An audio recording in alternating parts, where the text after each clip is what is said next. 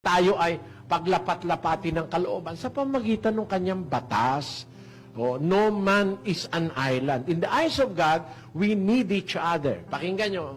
Upang huwag magkaroon ng pagkakabahabahagi sa katawan, kundi ang mga sangkap ay magkaroon ng magkasing isang pag-iingat sa isa't isa. At kung ang isang sangkap ay nagdaramdam, ang lahat ng mga sangkap ay nagdaramdam na kasama niya. O kung ang isang sangkap ay nagkakapuri, ang lahat ng mga sangkap ay nangagagalak na kasama niya. Kayo nga. Kayo nga ang katawan ni Kristo at bawat isa'y sama-samang mga sangkap niya. Tayo, sa paraan ni Kristo, bawat isa sa atin, sa pamamagitan through Christ, we will be all adaptable to each other. We are likened into a body with Christ as the center point of the body. You need me, I need you. We must be all parts of everybody. I'm a part of you, you are a part of me in Christ. So, kung soulmate ang pag-uusapan, wala sa Biblia yun eh. Pero yung pakikipagkasundo sa bawat isang tao, pwede nating magawa yun, lalo na sa paraan ni Kristo. In the process that is being taught to us by the Bible, po pwedeng ma-realize mo, kailangan mo ako o kailangan kita, kapatid. Parang ganito, dito sa pumunta kami sa Dubai, kailangan ako ng mga kapatid. Kailangan ko naman ng mga kapatid. Hindi ba?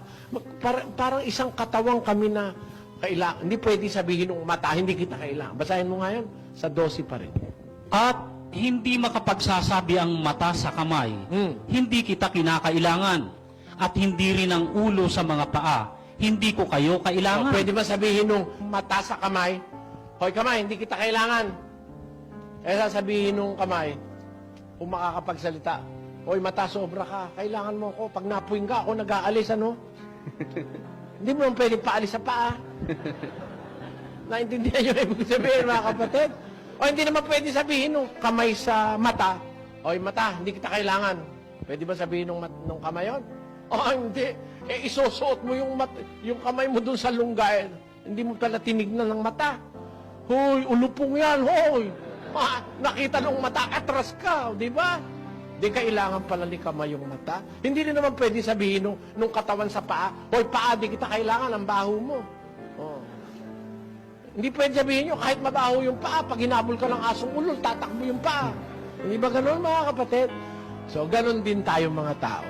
Hindi ko pwedeng sabihin hindi ko kayo kailangan at huwag din nyo sanang sabihin hindi ninyo ako kailangan.